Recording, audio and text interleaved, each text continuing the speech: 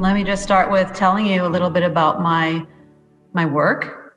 I work as a senior manager for corporate venturing and innovation at a company called JSR Micro. JSR is a global company. I work for the Sunnyvale office, but most of the team I work with is in the Tokyo office. And one of the great things about JSR is it gives me the opportunity to travel. Well, pre-pandemic, it gave me the opportunity to travel, often to Japan.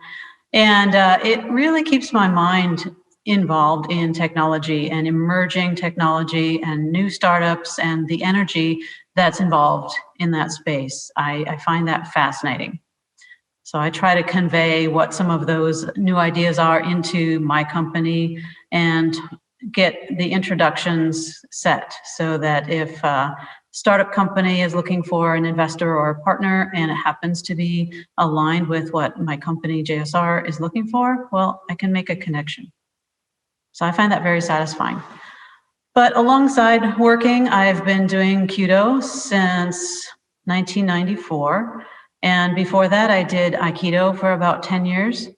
And so since my college days, just post-college days, I've been quite involved in some kind of Japanese martial art. So you live in California. I could see your dojo is called the Redwood Dojo. You're out in like I don't remember what it's called, like the San Jose kind of area. Yeah, we're in almost in Silicon Valley. We're just over the hill from Silicon Valley toward the coast. We're about halfway between San Francisco and San Jose. The town is La Honda. And the Redwood Kyudojo is on Redwood property. So we're surrounded by some of the giant redwoods that run all the way from, northern Canada down to Southern California. And it's one of the things I was looking for when building a Kyudojo or looking for a place to find a place to practice is aesthetics. And there's a beautiful serenity that you can find in the forest, especially in the redwood forest, that I find very peaceful. There's something about shooting an arrow in the evening when you hear the hoot of an owl in the background, or you see a deer running up behind the yamichi, the shooting area, and it just brings a sense of peace and energy and connectedness to nature.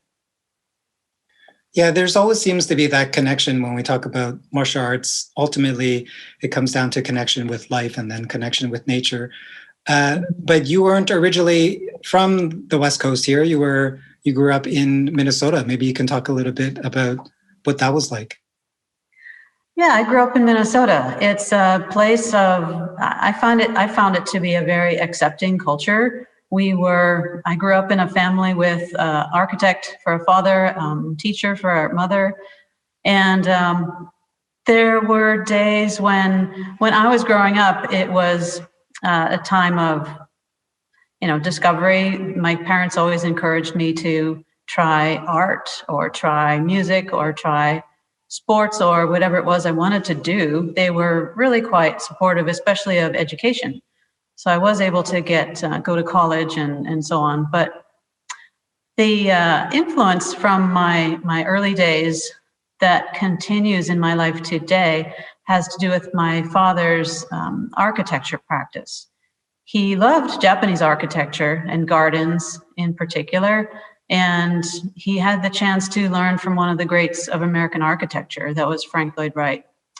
So my father got himself to the Taliesin studio in Arizona, and he was able to become an apprentice and learn about the Prairie School architecture. And when my father and mother got together and decided to build a house, he built it after the principles of the Frank Lloyd Wright studio architecture.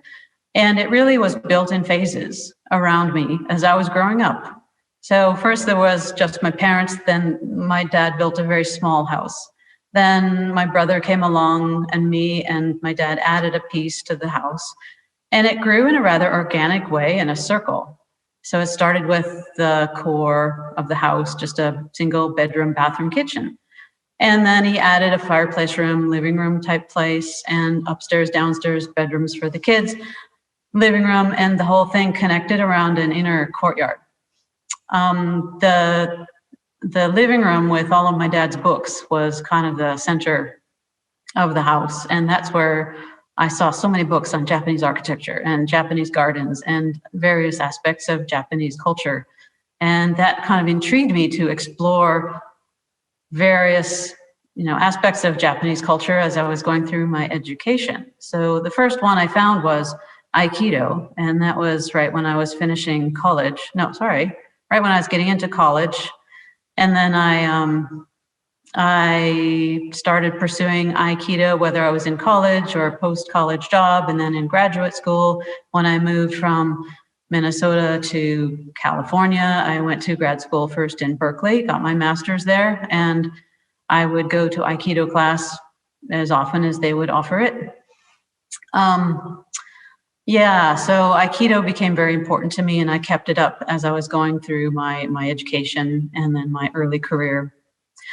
And I found Kyudo actually through Aikido. It's sort of interesting. There was an Aikido school I was joining. It was in Redwood City, led by Frank Duran Sensei, very excellent instructor. He opened his school to a Kyudo class one summer. I decided to try it. I watched the archers shooting with these very large bows. Kyudo. Kyudo is, we use a bow that's 7 feet high. And it's very impressive the first time you see it in person. So I thought, I should try that.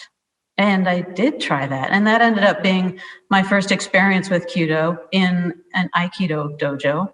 I was introduced to my teacher. My first teacher was Yoshiko Buchanan Sensei.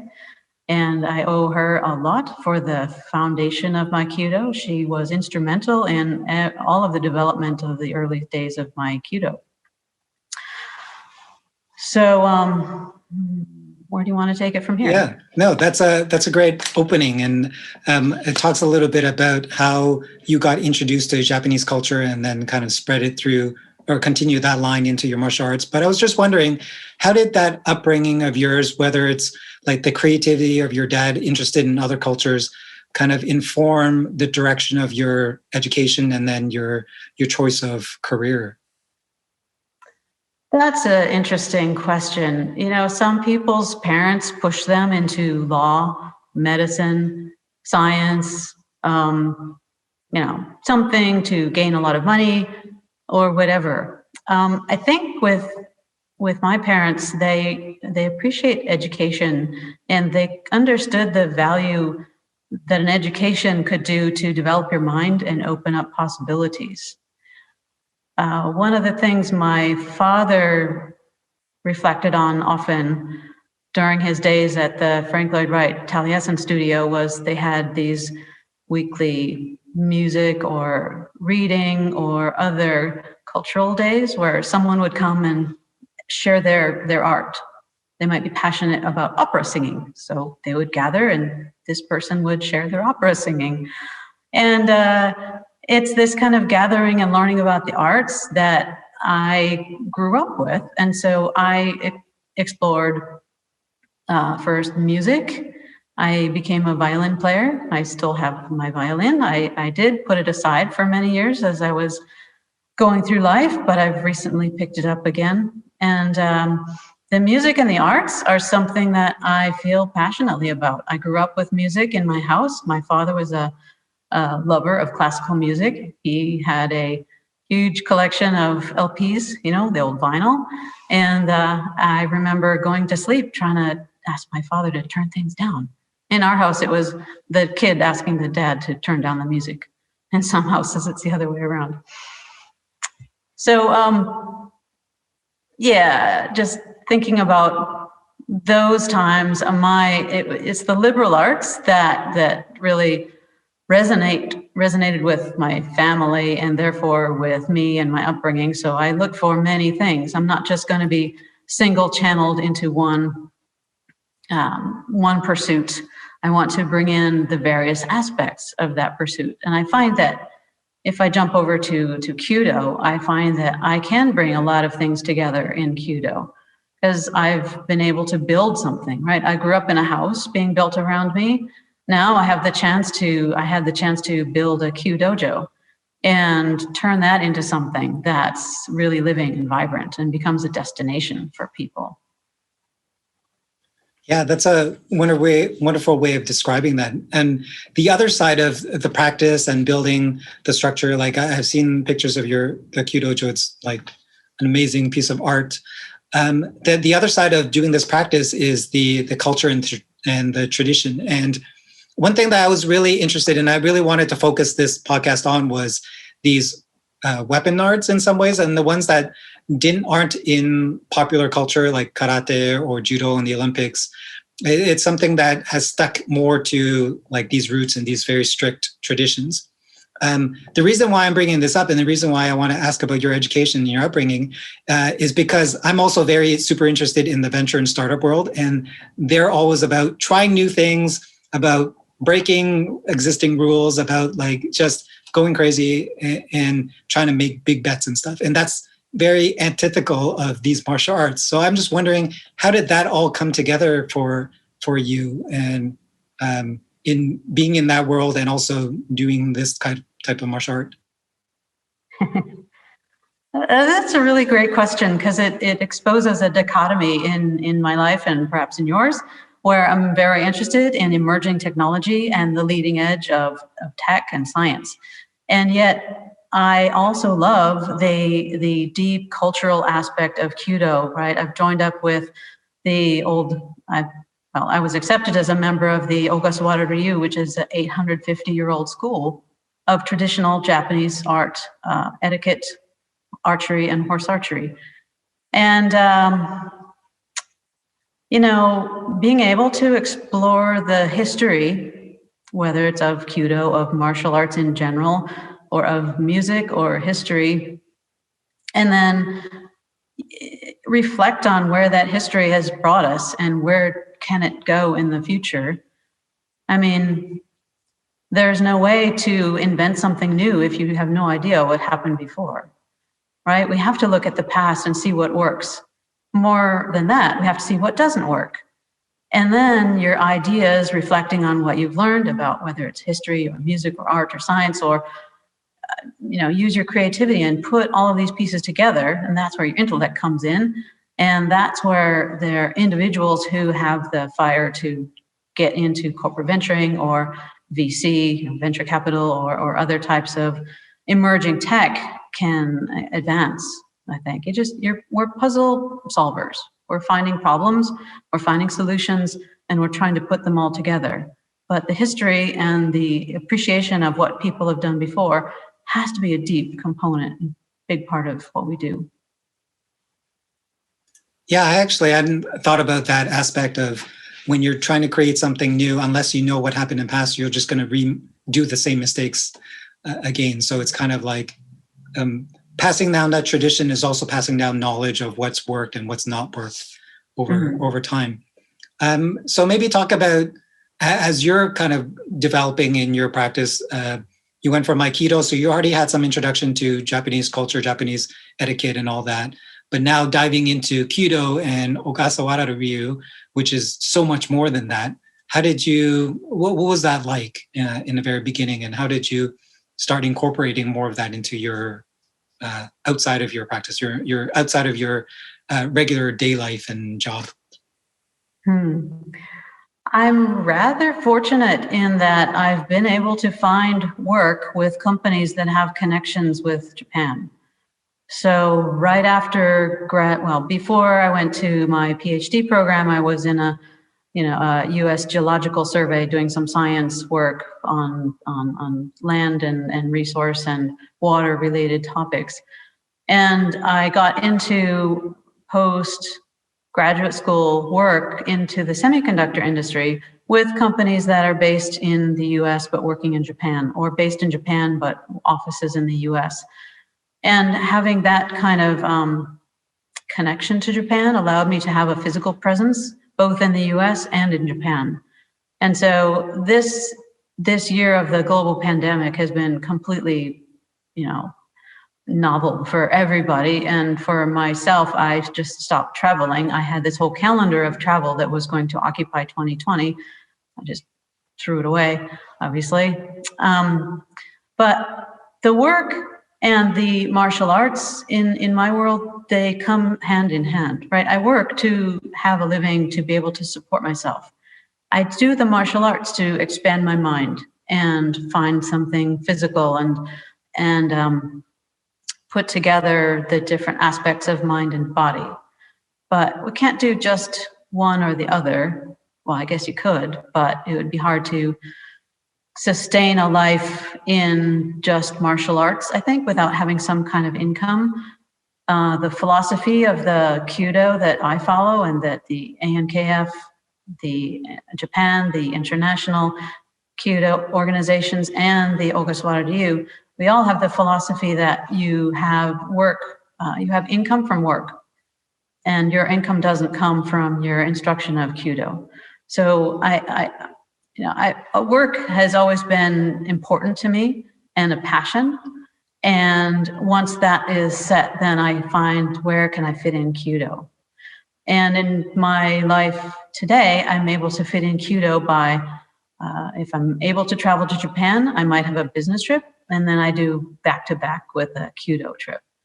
My company is quite accommodating about that. They understand that the fact that I go to Japan for Kyudo is a benefit to my company because they see that I have a passion for wanting to share ideas and learn new things. And if I'm there and I spend some personal time alongside of a business trip, that's totally fine. Not everybody is so fortunate in that regard, but since my company will let me do it, I will do it for sure. And then rambling into the experiences in Japan, I've been able to have experiences inside of Kyudo studios and traditional Kyudo studios, also the modern government-supported ones in Tokyo, the Meiji Jingu, also the Budokan and the Kyoto large Kyudo facilities, and also private ones that are in someone's home. What I've seen when in these travels and these experiences of Kyudo in Japan is what a Kyudo facility can and should be like. Here in the US, we are in a situation where we don't have government support of Kyudo, unlike in Japan, where it's a culturally important activity. So it's supported by government, and there's lots of Kyudojo that were built by the government. In the US and many other countries in the world, that's not the case. So you have to rely on individuals to pick up the slack there. Or you rent a facility. So that's what most people do. They rent a university or a college or a high school gymnasium or a community center. And these are great places to learn the art. And what I wanted to do, though, once I had achieved my first level teaching credential, Renchi degree in 2009. I got my Rokudan in 2010. And it got me starting to think about, well, maybe this is the time to start sharing what I know. And having grown up in a house of an architect, having a building built around me as I grew up, I was inspired to build a Kyudojo. And so I wanted to carry those ideas that I had seen, the Kyudojo I had seen in Japan, and the feeling of the best practice, the feeling I had when I was in those Kyudojo was just so pure. You just focus. And I wanted to bring that feeling of beauty into a place that I could build here in California and then share with others. So it was spent a couple of years looking for a a piece of land I could build on. And that was, I can tell you, that was an interesting process. You start looking for land around the San Francisco Bay Area, and you quickly realize how much land can cost. Or if you start looking for a building that's large enough for Kyudo, you have to have 28 meters, just the shooting distance, plus more behind the target for safety, plus more behind where the archers enter, plus, right, infrastructure, right? You need lighting and water and utilities and this and that and the other. So the search for land was about a 2-year process where I had a few criteria. Had to have a certain size for this. You had to have a certain closeness to where I worked and where I lived. I even considered some places where I would have to fly to, just maybe a short flight. But more ideally would be a place I could drive to. And then I had to add the criteria of aesthetics, because when I started looking for land that was semi-affordable in the Bay Area, you're tending to be either in a warehouse district or in a very unsafe neighborhood. And those aren't so good for building a Kyudo facility. Warehouse district is pretty sterile, although they can have great buildings. So you can do some great indoor Kyudo in a warehouse district, so nothing to knock on warehouse districts. I did look at a very interesting property that would have allowed for long distance shooting. Normally in Kyudo, we shoot at 28 meters. Enteki is 60 meters, and you can't even shoot longer than that. So long properties were of interest for a while, and I found one property that was listed. It was actually a 1/4 mile long and 30 feet wide. So what it was a railroad spur in between a bunch of warehouses. And they were just selling that little strip of land, 1/4 mile long, 30 feet wide. Would have been wide enough to do Enteki Kyudo for sure, but it's so small, you can't build on something like that. So it was just something to amuse myself as I was looking at other properties. And I ended up finding a piece of land, 2 of them actually. What I bought was property from 2 landowners that were physically adjacent, touching, but they were not being promoted by a realtor together. They were being promoted by 2 different real estate agencies separately. And if you looked on the real estate sites like Zillow, they weren't even located next to each other. Someone had made a map error. So one of these properties was located about 5 miles down the road, when in fact they physically touched. And I explored the place. It was completely overgrown, ivy everywhere. Ivy was growing up all the redwood trees. I found out later there was a garage on the property. I had walked past it without knowing it was there because the ivy had grown over it. So it had thatched of ivy and redwood duff all over it. Redwood trees shed, so they drop branches and all kinds of things that ended up piling up and made this garage disappear. So I put together an offer with a real estate attorney that helped me reach out to the 2 owners. And I gave them a simple cash offer contingent that the other owner also sold, because I needed to buy both pieces of property to have enough space. This property had no water, no power, no internet, obviously, no access to sewer. So all of that infrastructure had to be put in place. So I gave them a really, really cheap offer, because I didn't want to pay too much for something that I would not have enough money left over to build on.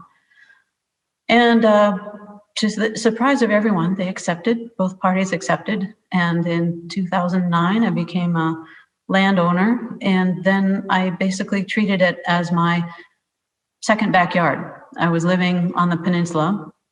I had about a 45-minute drive out to this property, and I would come out every weekend and practice Kyudo outside. And then it would start to get cold, so I brought out a little propane heater. And then it would start to rain, so I built a little plastic covering that I could shoot under. And then I started, cleaning up all of the overgrown ivy that had taken over the place, and started contacting an architect to see what I could do about building.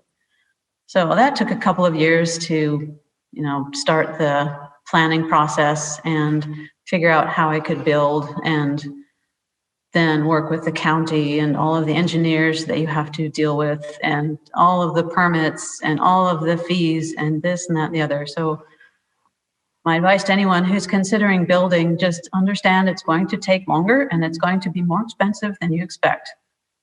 But So they all end in up all, great. how many properties did you get sent and did you have to look over and reject? I guess I looked, well, it was my exploration. I didn't engage a realtor for the search process. I just learned how to use different web searching options, and I searched and I went out to go see them, and I engaged a realtor, a friend who is a real estate attorney, to put out the offer.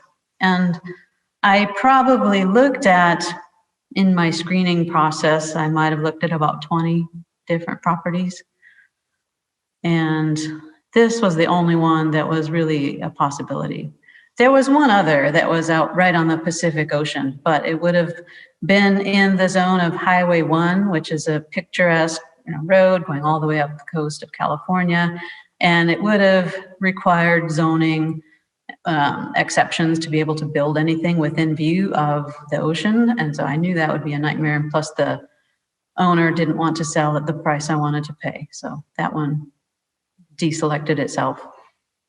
So you're at the point now that you have an architect, you're starting to think about what the dojo could look like. I was just wondering, now that maybe you can even just look around, you said, you mentioned you've been to so many different types of dojo styles, like city run, large ones to small ones. What would you like say that if someone from one of those dojos that you had visited came over, it's like, oh, I could see the influence, or I could see this reminds me of this dojo and this reminds me of this dojo. What is like the kind of range of aesthetics that you have been able to take from all these places that you've had the chance of visiting? Yeah, I've seen very traditional dojos. So Kubota Fumiro sensei invited me into his dojo many times in Tokyo, and it was family handed down in his family for quite a number of decades. And it was it's very active dojo today. It's very traditional with the wood paneling. And I know many dojos are of that style. They've got a dark wood floor and a dark wood paneling, and they just feel so warm. And the practice there also felt very, very warm. So from that dojo, I captured the feeling. I wanted to recreate that feeling in the Redwood Kyudojo. And from the more modern Kyudojo, the Meiji Jingu, maybe even the community center dojos, I wanted, and also from my father, my dad's experience with Frank Lloyd Wright, I wanted to bring in the clean lines and the simplicity of more modern architecture. And as far as the coloring, the color inside the dojo, you see my walls here are quite white. See, outside in the forest, it's very dark. And having a wood paneled dojo in a very dense redwood forest, it would just feel really enclosed and dark. As it is right now, it's January, middle of winter, and we don't get any direct sun here. The trees are high enough that the sun doesn't come down. We have to wait till spring, summer, and fall. Then we get some lovely, lovely sun. So to counter the effect of the shade, I decided to make the inside of the dojo very bright. So we have a light wood floor rather than a dark wood floor, and we have white walls rather than paneling, the more traditional. So I think it's a combination of those traditional and those more modern dojos I've seen in Japan, and I tried to bring in the best of all of those. And then as far as if anyone from one of those places were to come here, they would recognize a Kyudojo, because all Kyudojos have something in common. They all have a place where the archers are walking, which is typically indoors. They all have the yamichi, the place where the arrows fly. They all have a covered azuchi, the target bank, which has a little roof over it. And there's a beautiful publication that I believe it was the ANKF put out, and it's on how to design a Kyudojo.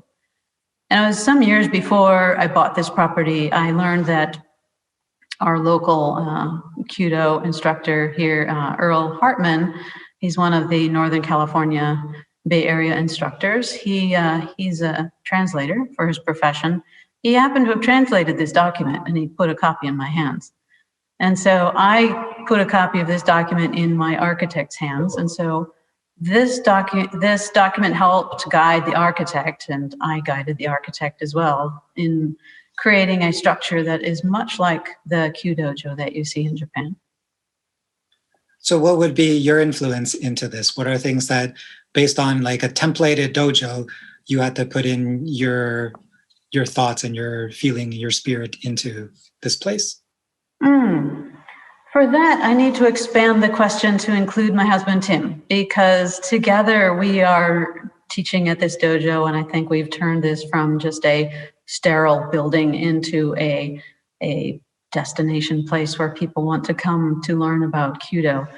So after the architect left and the planning department said, check, you're okay, you can go move in, you know, that's when things started to we started to add the artistry to this place. Right. One of the first things was adding the yamichi. There's these little stones, they're walking stones that you can take when you're going to retrieve your arrows. So you're walking from the dojo structure to the target bank structure. And I'd found a place in a nearby town. A woman was getting rid of some old paving stones. And she said, well, they're free to anybody who wants to pick them up. You just come pick them up. And I contacted her. I said, well, I could use those. And I brought them back here, and I dropped them off. They were very heavy, right? I had to load them up all one by one into I had a Highlander at the time. I dropped them off, I put them in the driveway, and then I left on a business trip.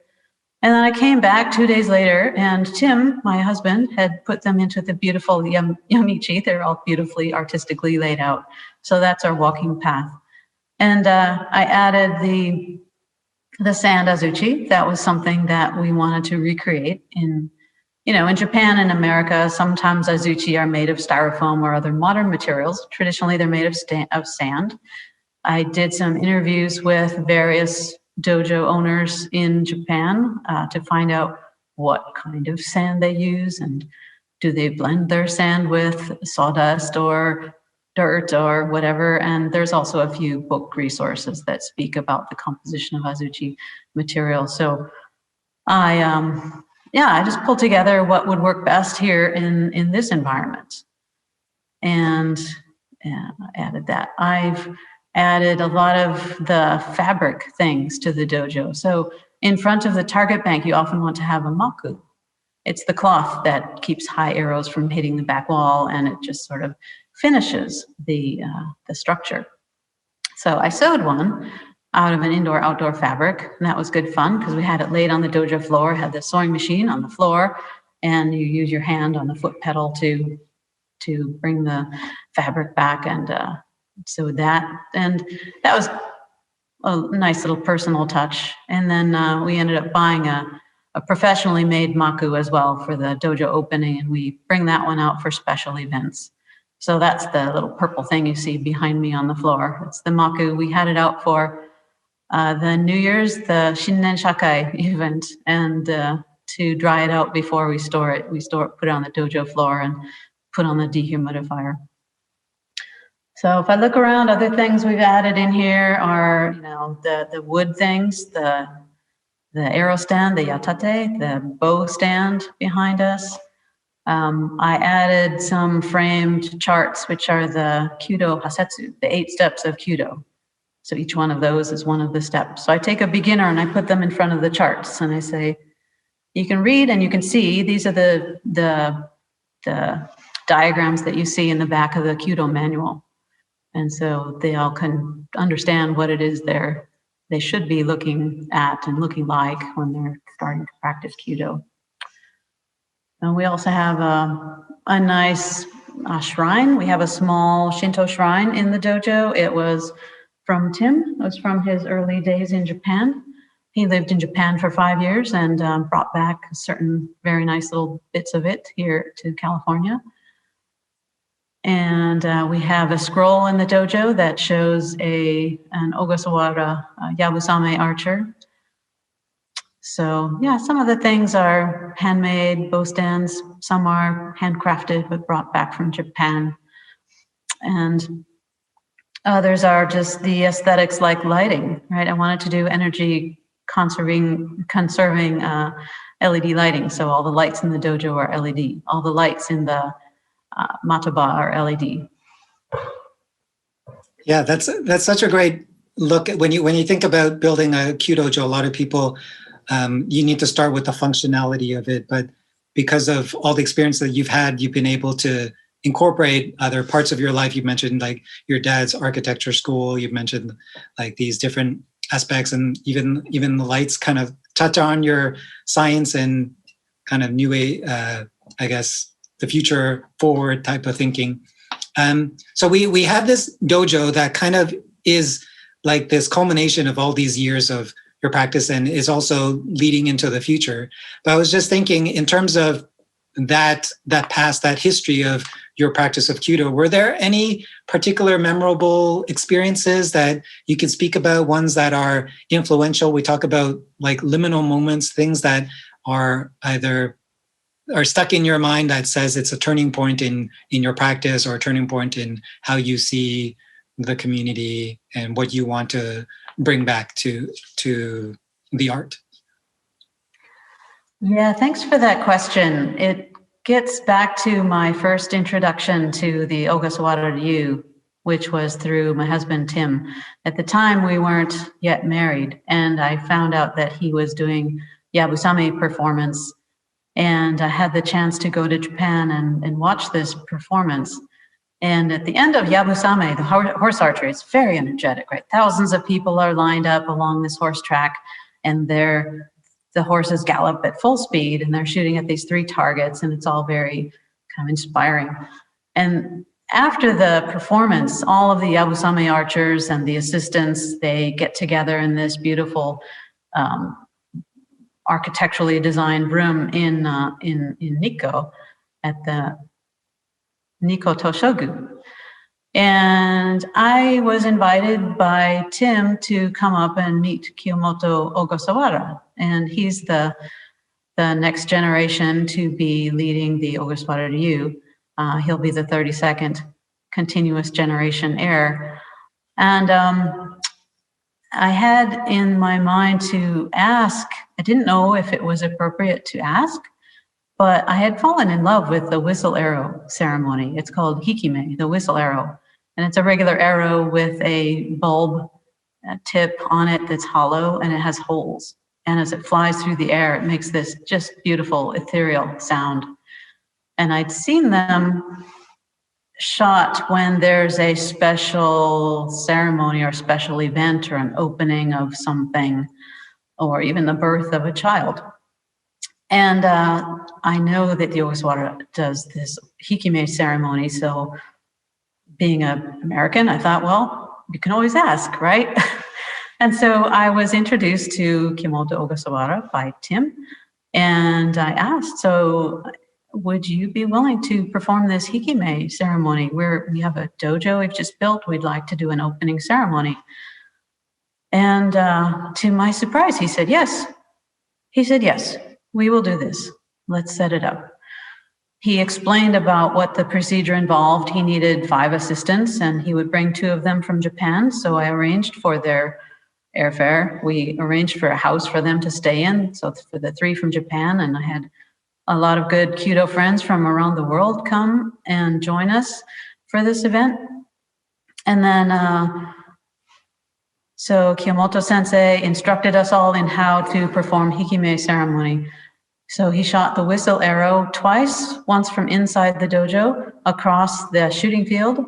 And that was it's a ceremony that signifies the purification of the land. And he shot the second arrow from behind the Kyudojo up and over the roof. So it went up and over the Kyudojo, beyond the Azuchi, and it landed in the trees behind the matoba.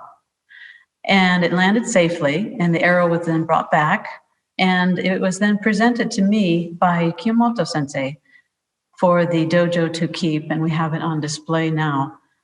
That experience of him accepting us as basically worthy of this performance was incredibly meaningful to me, especially after I found out that this Hikime Ceremony at Redwood Kyudojo was the very first time that it had been performed by the Ogasawara outside of Japan.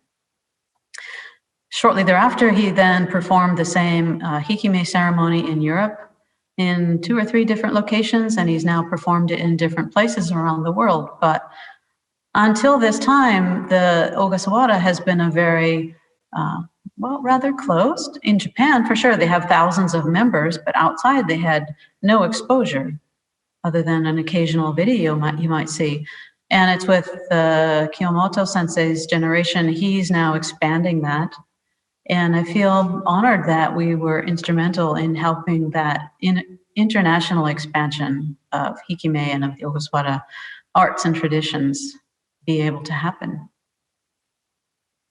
Yeah, wow, what a big responsibility too to continue that line. And how do you see that in America? And like we talk about martial arts, like there's the more modern ones, and then Kyudo is a little more traditional, but then you have something like this, which is like so tied to history and culture of Japan.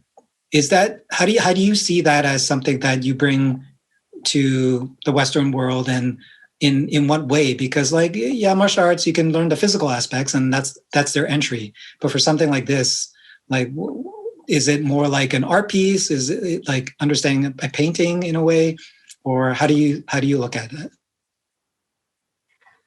Yeah, I do have some responsibility for trying to share these arts in America and internationally. You know, I am one of the directors of the International Kyudo Federation. I'm currently president of the American Kyudo Renmei, president of the Northern California Kyudo Federation, along with the Redwood Kyudojo. And I think what we're trying to do is help to share Kyudo globally, but we have to start locally.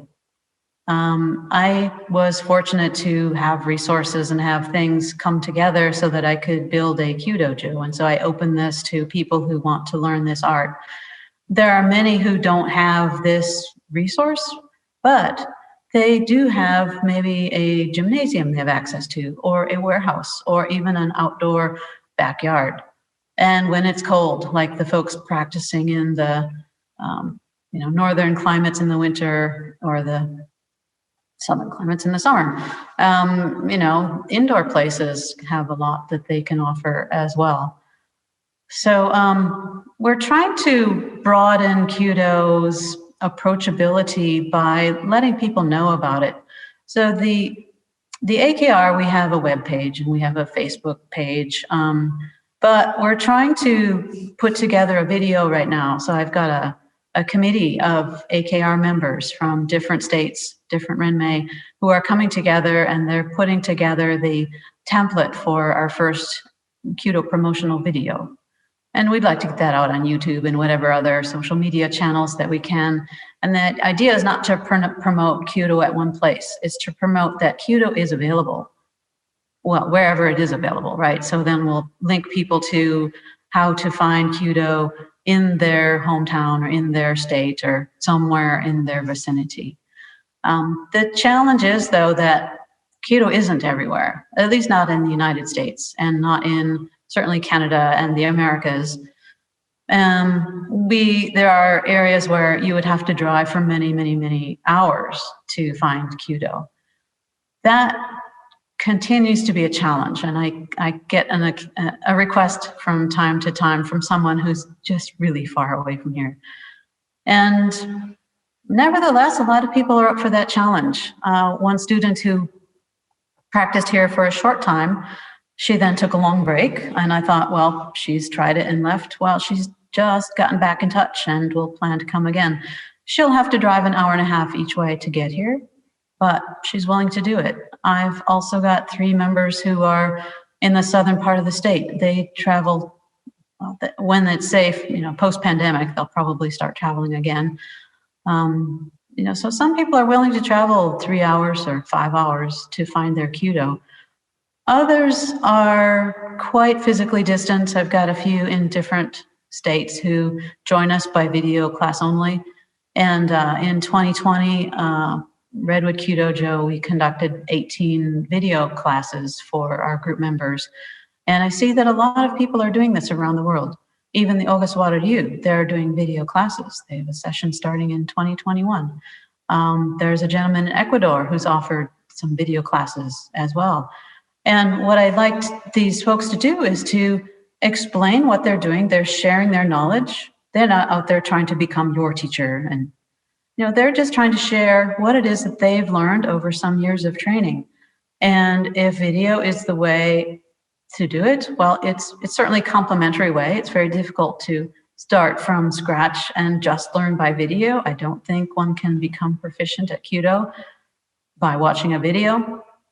But it's a tool in the toolbox. It's something that we have to use, especially when we're in the middle of a pandemic and it's not safe to get together otherwise. Yeah, one of the things that I hear a lot when I'm speaking to different people doing this practice around the world was when they first get started, there was nothing. And then just getting over that hump, finding a space, finding a regular practice time, being able to import equipment, that was already a challenge. And now there are a lot of people that are hitting that next kind of roadblock in terms of how do they grow their local communities, or how do they deal with, interpersonal relationships and stuff. I was wondering if there's anything you can share in terms of challenges you've had to overcome throughout this history, just to kind of share a little bit about that it's not supposed to be easy, and sometimes there will be challenges, and that you've dealt with some of that yourself as well. Yes, this is a very deep question. Thanks for asking it. I reflected on this question, and life is difficult. It's like anything that's important to do, it will be difficult to do. And some things are so incredibly difficult, they almost tear you down. So in my life, I've had a few difficult situations I'm happy to share with you. Probably the top of that list was losing my husband, my first husband. He committed suicide after a lifetime of dealing with mental health issues, particularly depression. And having gone through 25 years with him and seeing the difficulties faced by people facing mental illness, not just the illness itself, but the difficulty in finding the right treatment and finding a path forward, it made me very sensitive and compassionate for people that face this challenge. So when it's people around me or in my Kyudo group, I hope to be very open and helpful to help people who just need maybe a friendly voice or an ear to listen. Another challenge I went through right around the same time was leaving from my first Kyudo teacher and deciding to embark on this dojo building and opening up Redwood Kyudojo. And I did so with the highest respect. I pay my deepest respect to Yoshiko Buchanan Sensei, because she brought me into Kyudo and brought me up in Kyudo. And I hope that I can share the passion for the Kyudo that she had, and then use this building, which is a Kyudojo, to help share that art with other people. And, the challenges of building a Kyudojo were many days of wondering, can I get this done? Can I get this paid for? If I build it, will people come? Good friend Earl Hartman, he said, if you build it, we will come. And it was true. People did come. And when some doors closed, others opened. And so the life I've had, I'm very fortunate to have had these experiences, both the difficult ones and the really fun ones, because without the ups and without the downs, right, life is just kind of flat and boring. And I never wanted my life to be boring. If I may just ask a follow-up question to a couple of those points that you mentioned, in terms of being more aware of struggles that your students might be having or anyone else that's doing this practice, in Kyudo, there's a common term when you're struggling, especially when you're sitting in Kiza for a long time, which is gaman. It's like this Kyudo Japanese term where you just have to deal with it. Or if we translate it to like Western kind of view, it'd be like be a man or something like that. So how have you been able to look at that from these two perspectives now that you've had to face this challenge with your husband dealing with mental illness and being on the side, recognizing that it exists and then like compensating for it in whatever way? Well, there's no easy answer for this question that you ask. I try to share my experience with others. Sometimes by hearing that someone else has gone through something, it helps the person that's feeling that issue feel less alone and be able to cope and have that come on sense. And then it's training. Yes, Kiza is difficult. Well, don't let that make you stop. Let's find some ways to make it more easy. Some of the ways to make it more doable is to do it more. And so we train in Kiza. I found through Tim and the Ogasawara School an exercise that they use for horse archery, for Yabusame. It's great for Kiza. So we teach it in our school. It's called Kisha Taiso. If you ever go to get a chance to see where they practice Yabusame, you'll see them out before their Yabusame practice doing this. It's a squat where you're sort of holding your body in a very low position, and then you have to repeat these stretches, which the timing of which mimics your being on a horse and being on a run from target 1 to target 2 or target 2 to target 3. So if you can do this Kisha Taiso exercise 50 times, you can last for 3 targets on the Yabusame run, on the baba. But the first time you try it, you'll be able to do it about 3 times or 4 or maybe 5. And then you work up to 10 and do that for a few weeks and then work up to 20. And so during 2020, COVID lockdown, Tim and I were working ourselves up, starting at, I think we were at 20, we went up to 30, and this year we're now doing 50. So persevering, right? Just deciding this is what you're going to do. Have a point in your day when you do it, right? Don't always put it off because then you'll be tired at the end of the day and you won't do it. So for us, we go on a walk and we always have a place. It's a certain tree we see or a certain valley that opens up. And at that spot, we do Kisha Taiso exercise. So everyone's got to find their own way, but understand that you're not alone. Others are trying to go down that path and trying to solve the difficult problems just like you are. So we're shifting from these challenges that you have to face to some of your positive experiences. I know you mentioned that joining the Ogasawara Ryu was a big thing. You mentioned Tim a few times. Maybe you can talk a little bit about your relationship and how do you two work together in Kyudo, whether it's for your own practice or building the dojo, or what kind of things do you consult him with in terms of having your responsibility as like the president of these organizations, and how has he what has he taken on? Just because he's not here, maybe you can speak about some of his accomplishments or some of the things that he enjoys to do. Yeah, well, Tim is a bit of a Renaissance man in terms of his career. He's been a video man, he's been a camera photographer, he's been a writer, he's been a camera designer, he's been he's been a next generation, what's going to be coming down the turnpike in the future kind of guy. And he's very creative. He's been a farmer. He's learned Kyudo. He traveled to Japan and lived there for 5 years in order to learn Kyudo. He got the invitation from Onuma sensei and spent 5 years in the 1980s moving from his well, he's maybe Shodan, and he was Godan by the time those 5 years were done. I think that was quite formative for him. It was, being in Japan was a deeply important time, and once in a while when we're at Meiji Jingu at a seminar and he sees an old friend from 20 years ago, he can get quite emotional. It's Japan is very very deep, very important to him and to me. And in fact, when we got married, we decided to hold 2 wedding ceremonies. The first was in the Kyudojo. So we were wearing Western clothing and we had friends and family here in the dojo.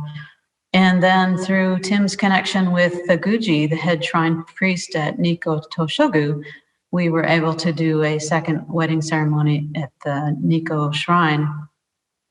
And being gowned in kimono by a professional kimono person, and Tim had to do yabusame one day, followed by the wedding the next day. So he had no time whatsoever. So me, I've got this lady who's helping me get dressed in the kimono and doing makeup and hair and everything.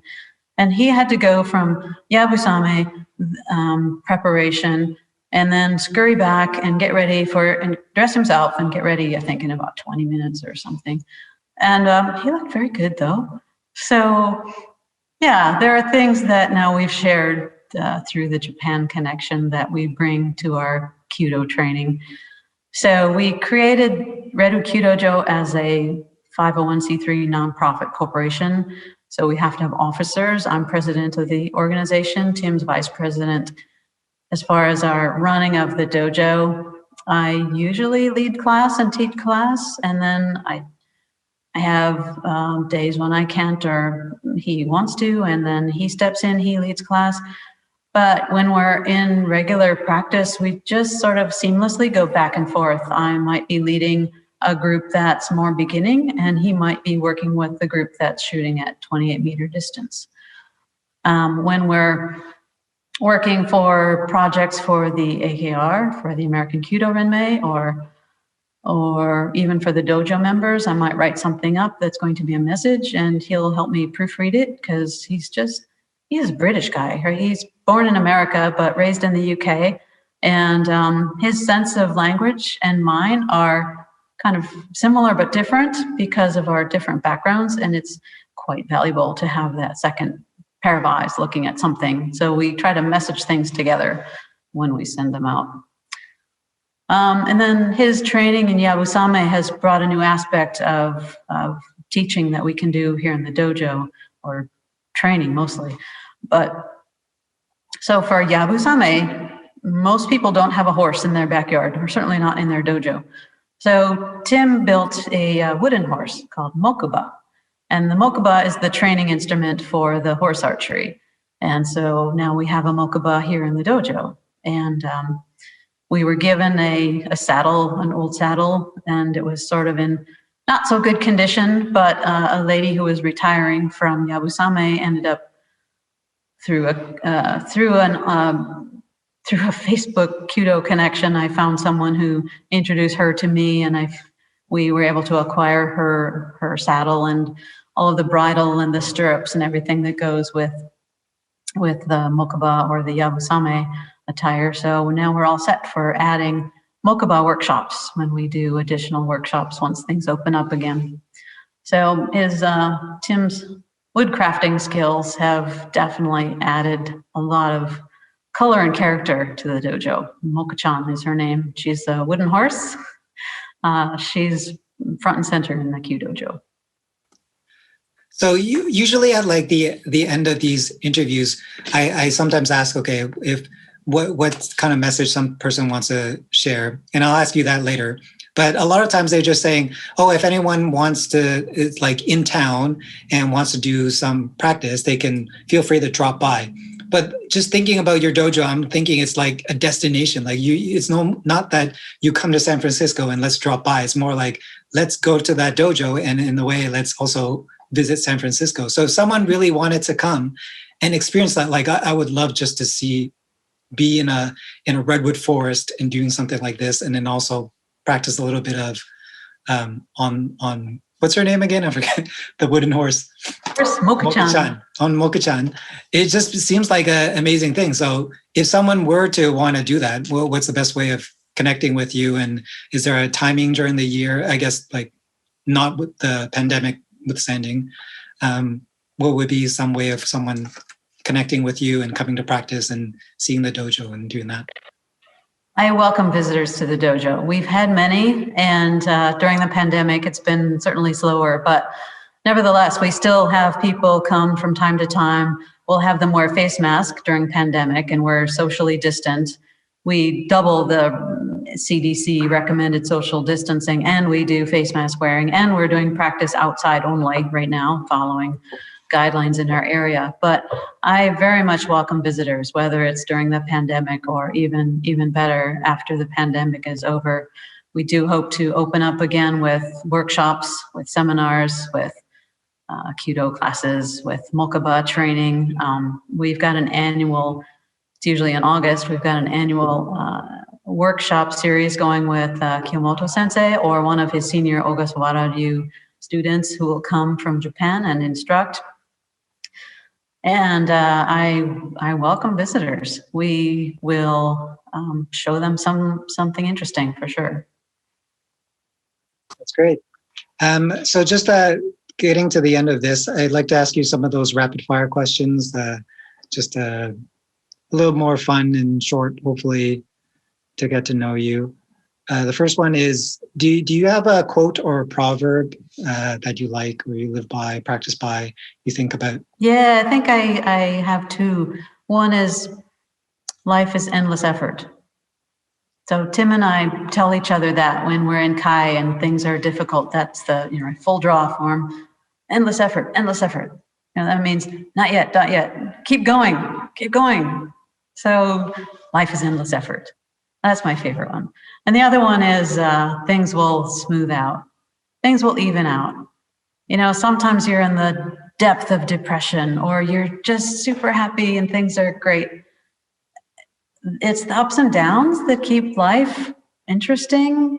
Honestly, it's the challenges that help us to craft a valuable and meaningful life. And so I just recommend people to live through, endure the downs, and don't get too excited about the ups. They'll both be part of your past. They'll be your history, and all things will level out. Yeah, a nice way of saying regression to the mean, the scientific term. Erosion from a geological perspective. My education, my bachelor's degree was in geology, so nature wants to erode mountains down, and it wants to fill in the low spots. Do you have a favorite stage of the Hasetsu and why? Yeah, I would say Dozukuri. And why? So Hasetsu is the 8 steps of Kyudo, and Dozukuri is the step where you're focusing on your straightness. Your shoulders are level, your vertical line is vertical, you've got your shoulders, hips, feet all aligned. But beyond being a step of the Hasetsu, you should have Dozukuri when you step in the dojo, right? It doesn't even need a separate step called Dozukuri, except that we do other things at that moment in the Hasetsu. But the straightness of your form, whether you're just sitting in a chair, or whether you're walking, or whether you're sitting down for dinner, or having a conversation with a friend, it's quite critical, quite key to keep your spine straight and turn straight. And without it, you can't do good Kyudo. So, and then even deeper than Dozukuri is Rei. Rei is the conduct of yourself, your spirit. It's what links us all together in the etiquette of how you interact with people and your composure and how you address the arts, the Kyudo or Aikido or other martial arts. Rei is something that is just underpinning everything. That's great. So thank you so much for taking the time and answering all these questions and going deep into your history and some of the things that you've had to face. Do you have anything in closing that you want to say to the audience, some message that just to leave to wrap up this part of the interview? Well, if anyone out there is interested in Kyudo, please reach out. I can be reached at by email, maria.peterson123@gmail.com. I can be found on Facebook by my name. I'm the person that's shooting an arrow, so you can recognize me. You can find me at the redwoodkyudojo.com. You can find me at the Facebook Redwood Kyudojo site as well. And happy to address any questions, especially those who are local in the Bay Area. We are open for new students. Even during COVID, we have protocols in place for safe training. Cool. Well, I hope to talk to you again in the future. In the meantime, hope you stay healthy, stay safe. You too. Cool. All right, take care. Right. Thanks, Patrick. Thank you. Have a great night.